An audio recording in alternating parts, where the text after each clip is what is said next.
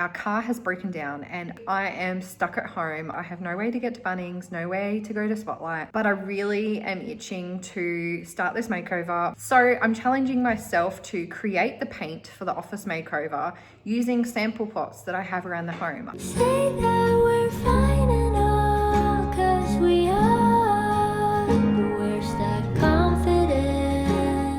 Normally I am really precise with my paint colors. I feel like it is a big component in a room makeover and really shows the direction of the aesthetic that we are building. I have been trying out paints for this office. I have a few pots on hand and I have a few pots of Denni Xx paint on hand as well. So we're gonna see if we can mix up some paint and see if it's going to be good enough to use for the office makeover, and hopefully I can design a room around it and really get this office makeover off the ground. All right, there are already a couple ways that this can go wrong. I have found some paint, but it is 6 years old, so we're already starting with a interesting list of variables.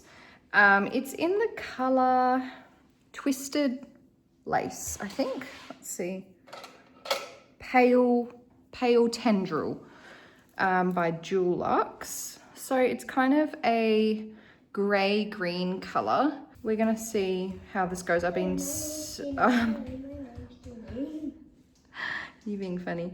I've been stirring it for quite a while because it wasn't separated in terms of color, but it was separated in terms of, like, it was very watery on top. So I've been stirring it a good while. I think I'll continue to stir it, and then we'll start adding some color. Now, obviously I want to preface this design challenge and this experiment by saying it is an experiment, and I don't really give this as advice to the internet or to anyone wanting to DIY their own paint. I think that paint formulas are made for a reason, and each formula has a different reasoning for the chemicals and everything that are mixed into it. So I don't really advocate mixing paint and formulas per se, but in the spirit of this being a challenge and the spirit of being confined to home and the spirit of being resourceful and also the spirit of budget, like, this is a great way to just use what you have, cut wastage. Then of course it can be a fun thing to do, but I think probably you're playing with fire. All right, these are the colors I have at the moment. We have Rich Loam, we have How Now, and we have Ellen. So I'm gonna see what we can do, and this is quite like a grey-green color. So I think we're gonna add the darkest color first.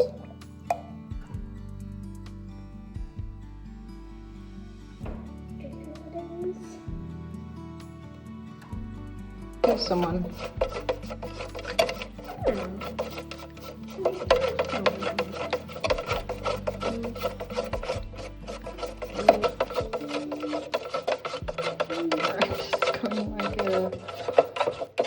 Not the color I want.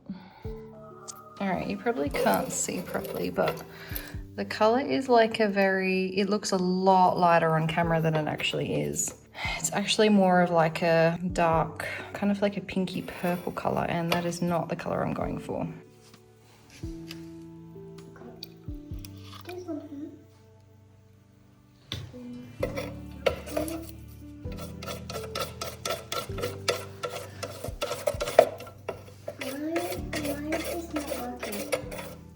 I have tested the color on a swatch in the room, and to me it feels really, really cool, which isn't the end of the world. I mean, I'm just mixing up paint from what I have, but I would love it to be a little bit warmer. So I'm wondering if I should risk adding this, what is it called? Desert Boot.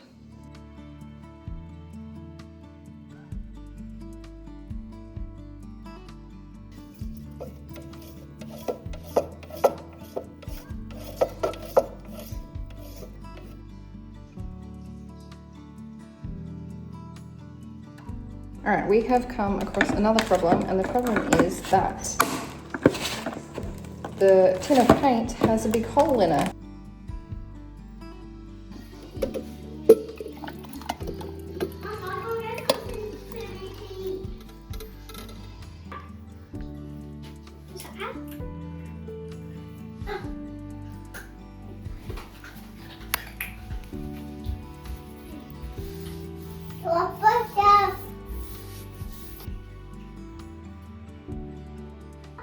what I have been painting. I am just painting by hand. I know, don't come for me, painters, but I do not want to set up a roller and a tray. So I've been painting by hand. It actually feels great. I feel one with the wall, one with the paintbrush. I am so nervous about this color though. I am so nervous. It's coming out like more of a purple. You probably can't see it on here. It probably looks more beigey, browny, but it's definitely, I don't know. At the moment, it's kind of coming through purple to me, but I don't know. You can see all the swatches on the wall from my previous ones. I don't know how it's gonna go. All right, I have been painting the wall and it is definitely very purple. So I'm going back in with some paint. I have another tin of paint here, and I know it's not the same brand, but it's quite a cream yellowy color, and this has come out very purple. So I think when you mix the yellow and the purple together, it should cancel out some of the purple tones in it, which I'm hoping will happen. So I'm going to slowly add the purple into the yellow. Hopefully it works.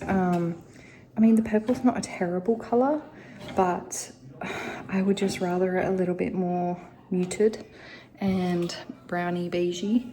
So we'll see what happens.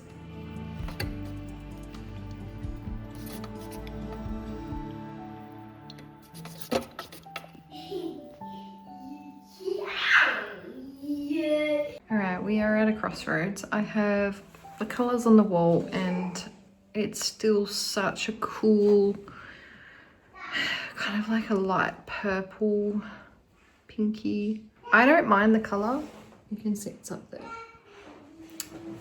I don't mind it so much. It's more that this is also my husband's office. So just trying to, I guess I'm just gonna have to chat to him and see if he's on board with this color. Otherwise my backup plan is to paint the girls' room, which is good because it matches with their current bedding and everything. I wasn't really planning on replicating the room makeover that I did in our old home in their room, but if we don't end up going with this color in the office, I'm gonna have to use it somewhere, and I think my best bet will be the girls' room. All right, it's another day. I think we're on day 3, and I have been sitting in here all morning because, I mean, this is the color we originally came to. It's like a purpley gray. On camera, it's a lot, I mean, off camera, it's a lot more purple. This color is the color that I created with some extra cream, yellowy cream paint that we had. I was really trying to warm up the tone, and it does look better next to the purple. But then against the yellow, the browns that I was originally thinking, you can see that it's still very cool toned. Oh, beautiful, wow. So that is my main worry, is that it's going to be too cool toned. This is one of my favorite DIYs that I've ever made. I made it back in 2020 and I DIY'd a pinup board into an antique frame. And I love this color, this Shetland lace by Dulux. I have loved it for years. I used it in my daughter's room, and I used Shetland lace quarter, I believe, in their room in our old house. So I was originally thinking of going this color. It's funny how the color I've created is very similar, but it's just that tiny bit cooler. So you can see next to this looks a little bit more browny beige. This looks a little bit more purpley. So that is my only fear with all of this. You can see I've been swatching it on every single wall because the light changes on every wall depending which way it's facing and how much light it gets from the window. So some walls it looks very purple, and you can especially see it against the creamy yellow. But I think I'm realizing that I am a cool leaning person.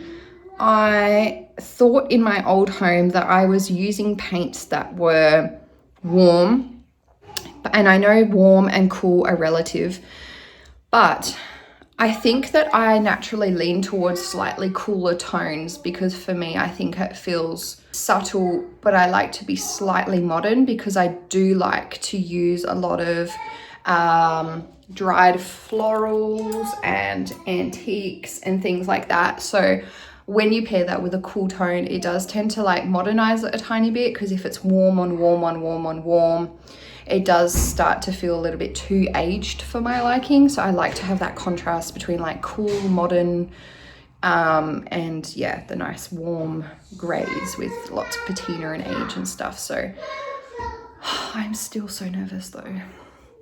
I'm really nervous that I'm gonna make a huge mistake and hate it. And I think what is putting pressure on me is that not only do I use this office, but my husband also uses this office. And this is my creative zone. Like, this is where I gain inspiration. This is where I research. This is where I sew. This is where I craft. So if it's a space that I hate, I do not like to create in a place that really brings me down and just is not inspiring. And I like to be immersed in a world, in an aesthetic room, and have a vibe going. So I'm just worried if this is the wrong paint. I don't know. We could be living in a purple room again. Less purple than this, but still purple. So I don't know. I'm gonna start cutting in. My husband came in this morning and I was just sitting in the corner on a chair back there, just sitting here looking at the paint, looking at the warbles, thinking through my options. And he said, "You just got to start painting." He said, "Stop thinking, just paint." So I think I'm going to take his advice and paint and see what happens.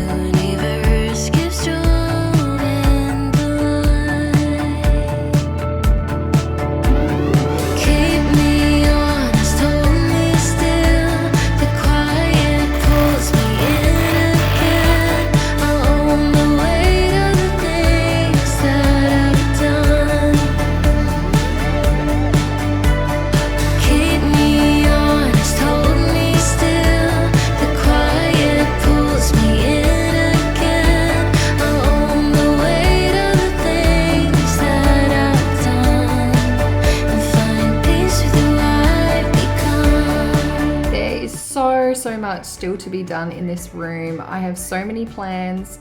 It really needs to be organized. It needs to be styled. I have some great DIYs, like a DIY pinup board, DIY curtains, all sorts coming in this makeover. So make sure you follow along to see the rest of this room come together. I'm really excited to show you the direction. Lots of antiques, lots of beautiful whimsical details, and we'll see you next time.